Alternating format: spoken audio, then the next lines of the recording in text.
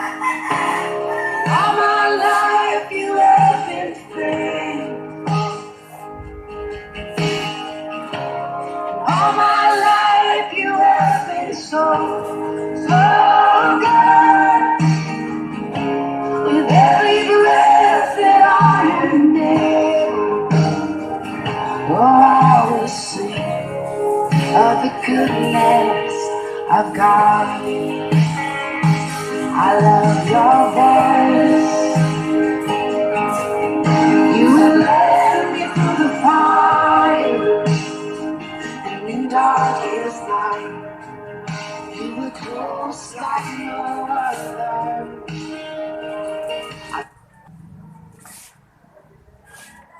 We continue our comparative Bible study. The proposition that I would like to present resolve that the tribulation mentioned in 1 Thessalonians chapter 3 verse 4 is different the tribulation in Matthew chapter 24 verse 29. Now, this proposition we try to resolve how big different the issue Matthew chapter 24 verse 29 and then 1 Thessalonians chapter 3 verse 4. Because there are many preachers they trying to taught that the tribulation mentioned in 1 Thessalonians chapter 3 verse 4, the same tribulation mentioned in Matthew chapter 24 verse 29. And therefore, I will try to resolve the proposition resolve that the tribulation mentioned in 1 Thessalonians chapter 3 verse 4 is different the tribulation in Matthew chapter 24 verse 29. The question is this: why there is a difference? Take note that the tribulation mentioned in 1 Thessalonians chapter 3 verse 4 is under grace dispensation. And we knew that we are under grace dispensation. Romans chapter 6 verse 14, for sin shall not have dominion over you, for ye are not under the law, but under grace. Time pass, but now, ages to come. We are now under, but now. And therefore, we are under grace dispensation. For sin shall not have dominion over you, for ye are not under the law, but under grace. But now, we are delivered from the law, that being dead wherein we were held, that we should serve in the newness of spirit, and not in the oldness of the letter. Obviously, that 1 Thessalonians chapter 3, verse 4, that's under grace dispensation. 1 Thessalonians chapter 3, verse 4, for verily, when we were with you, we told you before that we should suffer tribulation, even as it came to pass, and you know. Now, who's speaking? Who's speaking? Who's speaking to Apostle Paul? Who is Apostle Paul? Apostle Paul, Ephesians chapter 3, verse 2, if ye have heard of the dispensation of grace which is given me. So, what time period? Under grace dispensation. And therefore, 1 Thessalonians chapter 3, verse 4, this tribulation obviously under grace dispensation. Now, 2 Thessalonians chapter 1, verse 4, so that we are saved,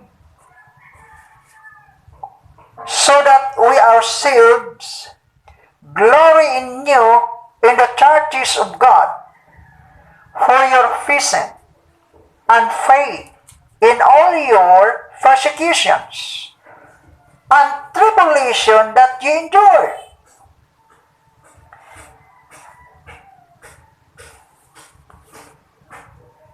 The Thessalonians believers in Acts chapter 17, they experienced tribulation. When Paul taught there, preached there, the believers there, those who were believed the gospel of Christ preached by Apostle Paul, they experienced tribulation. And this tribulation is a very different tribulation mentioned in Matthew chapter 24, verse 29. Our proposition resolved that the tribulation mentioned in 1 Thessalonians chapter 3 verse 4 is different. The tribulation in Matthew chapter 24 verse 29. Okay. Romans chapter 5, the believers there in Rome, they experienced also tribulation. And that tribulation is different, the tribulation mentioned in Matthew chapter 24 verse 29. Romans chapter 5 verse 3, and not only so, but we glory in tribulations, also in knowing that tribulation worketh patience. Now, what kind of tribulation is this? This tribulation under grace dispensation. Now, Romans chapter 8, verse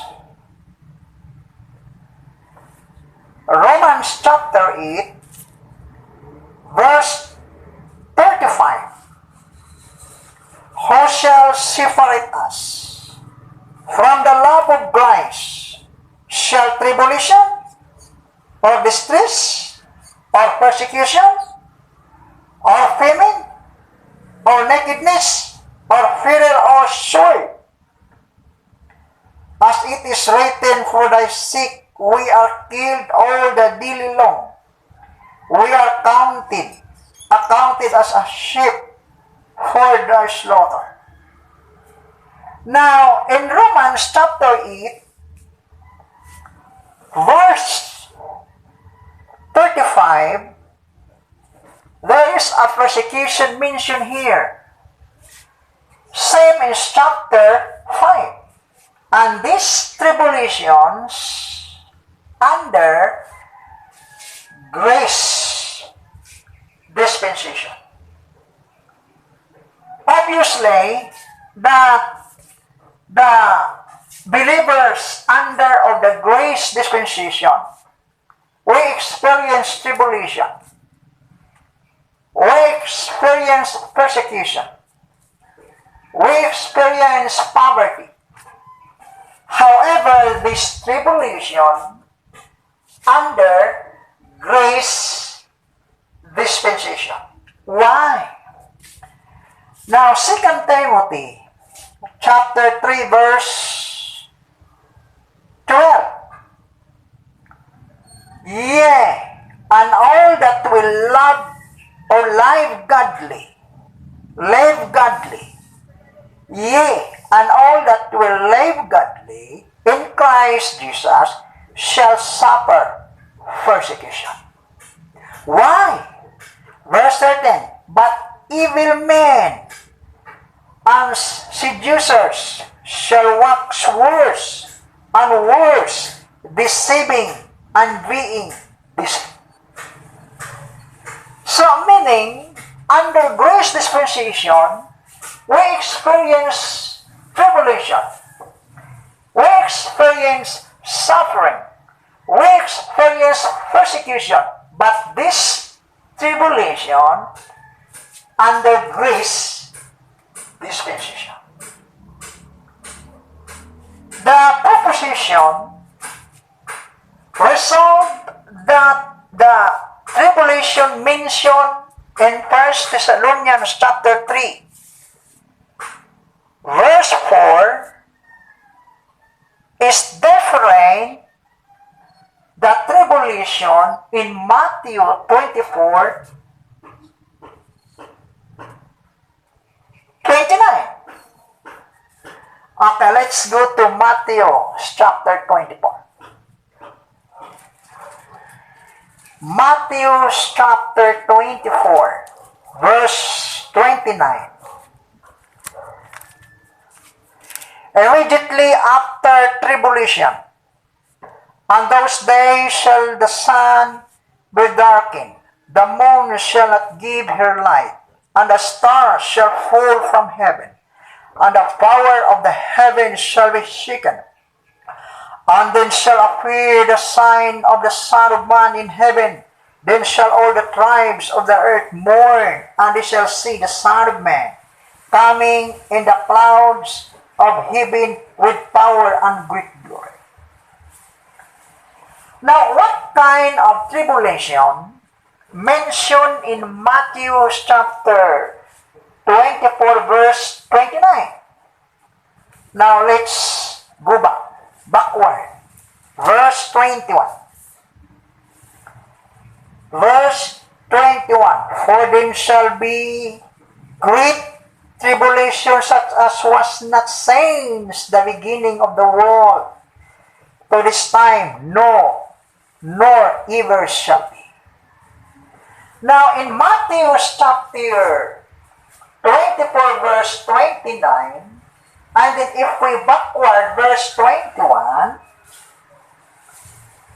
this tribulation is referring great tribulation. Now, where is the great tribulation? Over here.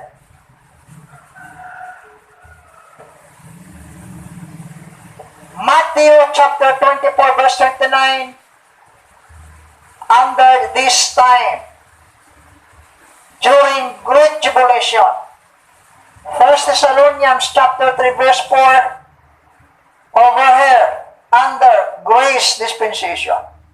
Now, there is a big difference, and therefore, we need to study comparative.